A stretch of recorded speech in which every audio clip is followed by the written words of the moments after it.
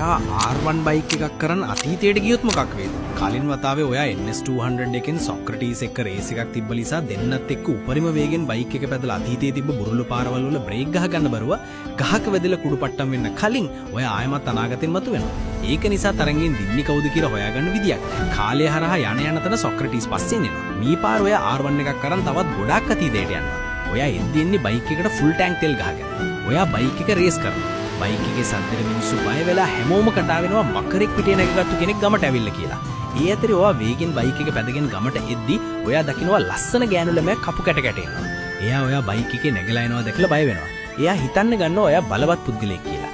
ඉතින් ඔයා මේ ලස්සන ගෑනු ළමයාව දාගෙන බයික් එකකින් ගමෙන් ඈටට යනවා. ගමේ මිනිස්සු එයාලගේ කුමාරිකාව අමුතු යන්ත්‍රයක් උඩ නැගගත්තු කෙනෙක් පැහැරගත්ත කියලා ඔයාව මරන්න හොයද්දි සොක්‍රටිස් හෝනට් එකත් පැදගෙන කාලය හරහා එතනට එනවා. මිනිස්සු කුමාරිකාව පැහැරගත්තේ ඒ කිනා කියලා හිතලා සොක්‍රටිස් පස්සේ පන්නනවා. ඔයා බයික් එකේ යන ගමන් මේ කෙල්ලගේ නම ඇහුවම එයා කියනවා එයාගේ නම කුවේනි කියලා. ඉතින් එතනින් පස්සේ මොකද වුනේ කියලා දැනගන්න ඕනේ නම් පල්ලෙහෙන් කමෙන්ට් එකක් දාලා